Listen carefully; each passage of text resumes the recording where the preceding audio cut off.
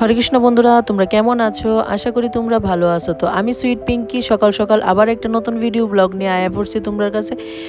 তো দেখো, আমি আজকে যাইতাছি আবার টাউনে তোমরা দাদার সাথে, কারণ আজকেও কিছু কেনাকাটা করুম। আর তোমরা তো কালকে কইছিলাম ওই যে আজকে পূজার জিনিস টিনিস কিনুম, ঠাকুর ঘরের অনেক কাপড় চোপড় কেনার বাকি আছে।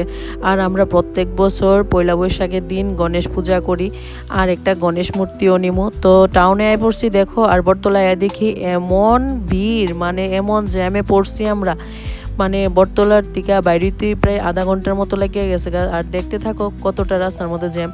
আর সাইডে ফাইডে দেখো এত লোক, যেহেতু আজকে চৈত্র মাসের লাস্ট দিন, বছরের লাস্ট দিন, সবাই কিন্তু মানে কেনাকাটা নিয়ে ভীষণ ব্যস্ত। মানে এত লোক, প্রচুর প্রচুর লোক, মানে আমার দিকে গরমও লাগতেছে আর রৌদ্র উঠে গেছে, মানে প্রচুর রৌদ্র আসলো।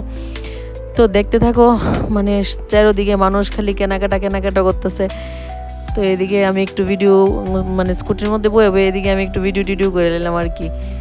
তো আমার আজকের ভিডিওটা তোমরা কেমন লাগতেছে অবশ্যই কিন্তু জানাইবা। ভালো লাগলে সুইট পিঙ্কি ব্লগসে গিয়ে ফলো করবা। তো আমি আয়ে পড়ছি প্রথমেই বিশালে। বিশাল থেকে কিছু টুকটাক জিনিস কিনলাম।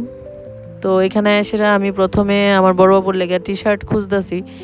টি শার্ট আর পছন্দ হইতেছে না, আর ভাবতেছি আমি পছন্দ করে নিলে এর পছন্দ হইব নি। তোমরা দাদা ওইদিকে আবার দেখতেছে সব কিছু, মানে কইতাছে পছন্দ হইলে নিয়ে নিমো। তো তোমরা দাদা অনেকক্ষণ দেখলো। তো আমি একটা টি শার্ট পছন্দ করছি, এন থেকে একটা টি শার্ট নিলাম। আর টি শার্টার সাথে কিন্তু আরও অনেক কিছু জিনিস নিছি, রান্নাঘরের টুকটাক জিনিস। তো বিলের এখানে আয়া দেখি এত ভিড়, বাবারি বাবা। তো তোমরা দাদা এই লাইনে দাঁড়াইছে, তোমরা দাদা বিল করতেছে, আর আমি একটু সাইডে দাঁড়াই আসছিলাম।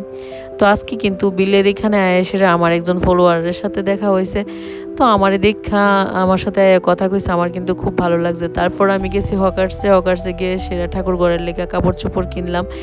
আর এদিকে দেখো, আমি গণেশ ঠাকুর কেনার লেগে কিন্তু আয়া পড়ছি তোমার রাজবাড়ির একটু সামনে, আয়াসের এই লক্ষ্মীনারায়ণের বাড়ির সামনে গণেশের মূর্তির একটা মেলার মতনই বইছে, মানে অনেকটি দোকান বইছে এখানে, শুধু গণেশ, লক্ষ্মী গণেশ ঠাকুর আছে। তো এখান থেকে প্রত্যেকটা দোকানে আমি ঘুরে দেখতেছি কোন ঠাকুরটা নেওয়া যায়। আর সব মূর্তি কিন্তু খুব সুন্দর মানে করে সাজাইছে, খুবই ভালো লাগতেছে প্রত্যেকটা দোকানেই। তো ফাইনালি আমি এই দোকানে এসে এই মূর্তিটা নিলাম।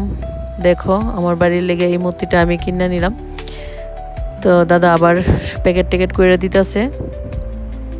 তো দাদার দোকানেও কিন্তু অনেক সুন্দর গণেশ ছিল। তো যেহেতু রাস্তা দিয়ে আমু ধুলাবালি পড়ে মানে ময়লা হয়ে যাবো, তো দাদা সবার পত্রিকা দিয়ে সুন্দর করে মুড়ে টুড়ে মানে দিতেছে।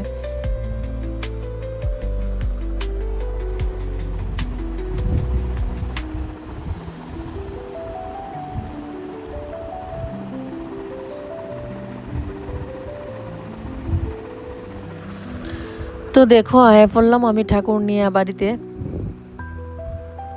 আর আমার কিন্তু খুব ভালো লাগতেছে। আর প্রত্যেক বছরই কিন্তু আমি গণেশ পূজাটা আমরা দোকানে করি। তো এই বছর ভাবতেছি দোকানে না, এই বছর আমি ঘরেই পূজাটা করুম, আর ছোট্ট মোট্ট ঘরেই পূজাটা করুম। যেহেতু প্রত্যেক বছর করি, এই বছর না করলে মনটা মানে না। তো তোমরা দাদারে কইছি ঘরেই কইরালাম ছোট্ট মোট্ট কইরা। তো দেখো আমার গণেশ বাবারে কেমন লাগতেছে তোমরা অবশ্যই কিন্তু জানাইবা।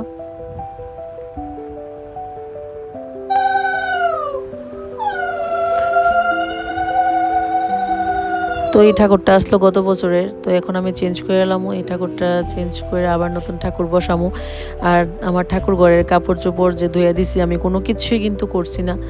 তো আমি কিন্তু রাত্র 1টা পর্যন্ত ঠাকুর ঘরে আসছিলাম, আর ঠাকুর ঘরে সব কাপড় টাপড় গুছাইছি, সব বাসন টাসন রেডি করে রাখছি, কারণ সকাল 7টা সাড়ে 7টার সময় কইছে পুরোহিত মশাই আইবো। আর এদিকে দেখো আমি ফল নিতে আয় পড়ছিলাম বাজার থেকে অনেক ফল টল কিনে আনলাম। তারপর ফল টল কিনে আবার যামুগা আরেকটা দোকানে, কারণ শুলা টুলা অনেক কিছু কিনোনের বাকি রয়েছে। তো দেখো আমি আয় পড়ছি আবার ডিজে দিদির দোকানে, চৌমনির মধ্যে ডিজে দিদির দোকান আছে, ওইখানে আয় পড়ছি। তো এখান থেকে মালা টালা, তারপরে শুলা আর যা আছে টুকটাক যেটি আছে এটি সব কিনে নিলাম। আর ডিজে দিদির দোকানে কিন্তু পূজার সব জিনিস পাওয়া যায়। দেখো তো আমার আজকের ভিডিওটা তোমরা কেমন লাগছে অবশ্যই কিন্তু জানাইবা, ভালো লাগলে সুইট পিঙ্কি ব্লগসে গিয়ে ফলো করবা। তো দেখা হইব কালকে আবার নতুন ভিডিওতে। Tata bye.